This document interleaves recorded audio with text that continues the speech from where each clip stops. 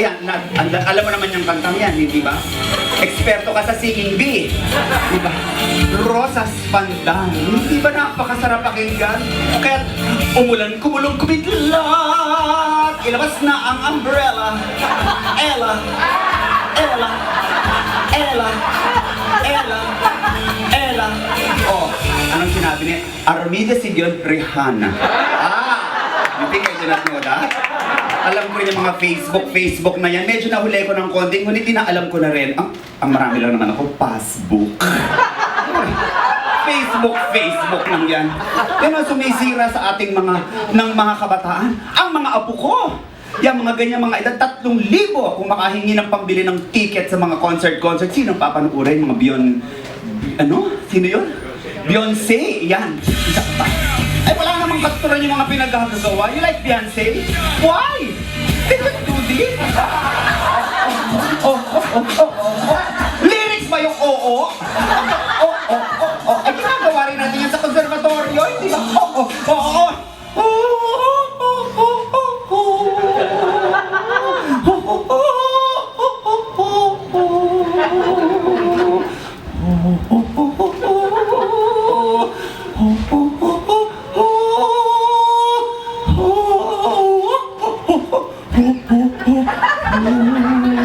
Sa kabukiran.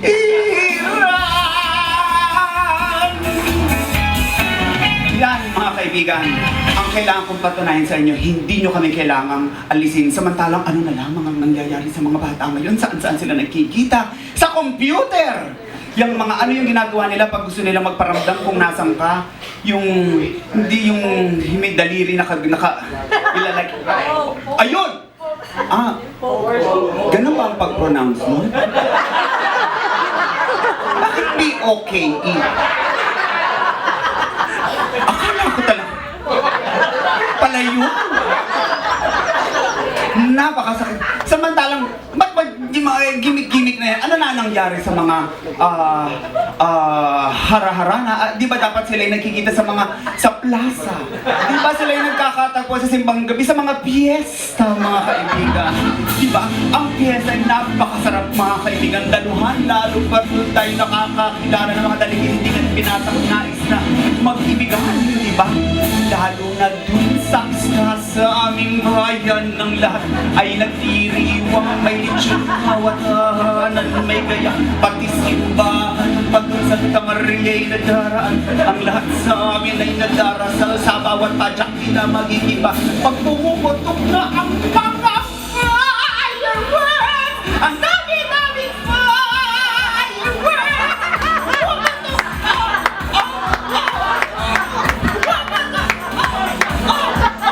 Walang sinabi si Katy Perry sa amin. Kahit si Katy de la Cruz hindi sa ulo nga. Fireworks! Sa fiesta sa amin, Lalong-lalo na sa aming bayan ng hitlugan taktak at kakain tayo. Kaya't hala, magbihis ka na dahil ikaw ay sasamasan Tipolo. Maraming salamat. Ano nangyari sa mga paghaharana? Whatever happened to the Filipino love song? Hindi ba ang mga love songs, hindi yan dapat mawala sa atin? Yung mga lirikong pag-ibig, basta ng ginawa ko, hindi ba? Hamakin ang babae nito, ay lalo na ito paborito. Ang tangi kong pag-ibig ay minsan lamang, ngunit ang iyong akala ay hindi tunay. Hindi ka lilimutin, magpakailan pa man hanggang ako'y nabubuhay, aking mahal. Ngunit alam mo na tunay kong nararamdaman, I want your trouble, I want your revenge, you and me, it is such a bad romance.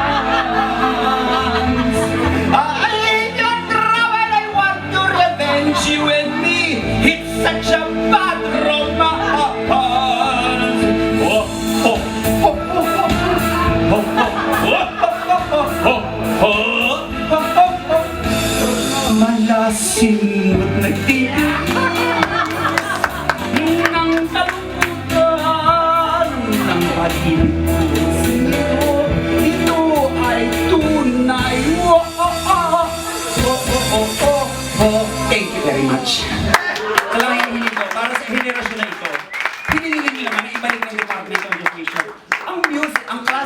Filipino music sa kanilang mga curriculum. Wait, saan ka pupunta? Diyan ka lang, kundi aawitan kita. May sige naman, huwag mong pigilin. Alam nyo, hindi ko naman uubusin ang pasensya ninyo. Nire-request ko lang that for the sake of this generation, let us fight for Filipino music. We are damaging these children for life. We are damaging them for life. Siguro'y umipihit sa kanyang himlaya ng mga magiging na kompositor. Sila Julian Felipe, sila kahit itong mga sumulat ng mga awiting ugoy ng duyan, hindi ba sila iiyak pag nakita nilang nangyayari? Nais ko maulit ang dati kong araw nang munti pang bata sa piling ni nanay. Nais ko maulit ang awit nitang mahal, awit ng pag-ibig habang ako'y nasa duyan. Because you know you love me, I know you care, and if you need me, I will be there.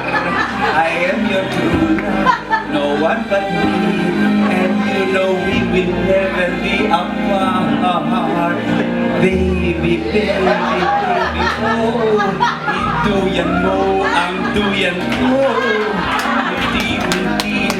Itulak mo, oh baby ko, ang duyan ko. Ituyan mo, di ba? Aking anak nung sinilang sa mundong ito. Alam mo ba na ang aking kamay ang iyong tanging ilaw? Noon pa may nakaguhit na sa mga liriko ng mga kundimang ito ang solusyon sa lahat ng problema natin. Did you not know that? Do you know how to speak Tagalog? Alam mo bang noong pa, tingnan nyo lamang ang mga liriko niyang mga kanta na yan na solve yung lahat ng problema ng bansa natin. Economy, foreign debt. Foreign debt kapantay ay langit. Garbage problem, saan ka man, naroroon sila. Diba? Energy problem, o ilaw. Housing problem, bahay kubo. Endangered species, ang pipit. Urban migration, kung nais mo ay ligaya sa buhay sa libis ng nayon, ay hindi ka manirahan. At minsan nga lang, on a more serious note, alam natin na ang mga kababayan natin sa libis ng nayon, hindi po lahat sila ay magdiriwang ng magandang Pasko. Kaya buksan nyo ang inyong mga karta moneda at maglabas kayo na maitutulo ni. Pero kahit yan, tinan nyo, we have never really recovered even after Ondoy, di ba? Ano ba kasunod no? Pedrin? Kiel. Pedro? Kiel. Alphabetical pa yata yan, di ba? Ramon! You are. Sendong naman ngayon. Alam nyo ba ang susunod? Hindi pa letter P. Ang tagyong tukso. Pinakamalalayan dahil ng tukso, marami nang winasak na tahanan. Kaya magtulong-tulong tayo. Magtulong-tulong tayo. Ako'y aalis na mga kaibigan. Naway magkaroon sana kayo ng magandang gabi sa pili ng inyong mga alagad ng sining na naririto. Akin lang dadagdag na ang economy, may kanta na rin isinulat dyan. Poverty, pobreng alindahan.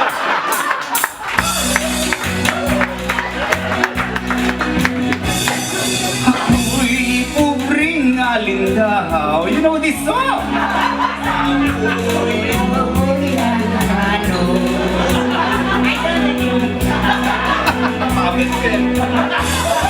Ay, sa tanang sa kabulakan. Pero kung mahirap ka, ang gusto mo I want to be a billionaire so freaking bad. All the things I never had. I just want to be on the cover of Forbes magazine, standing there with Oprah and the Queen.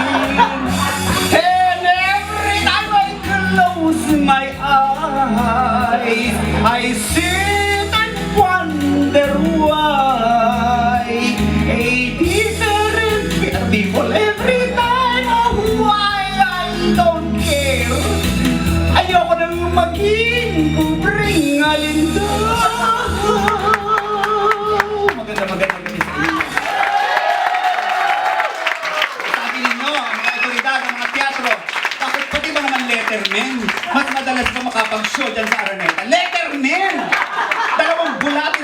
nakapirma.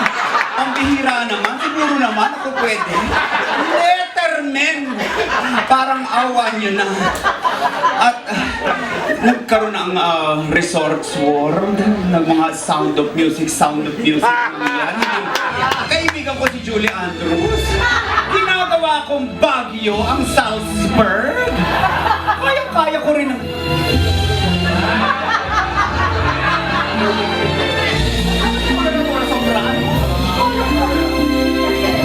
Dahil sa iyo, nais kong mabuhay. Dahil sa iyo, hanggang mamatay.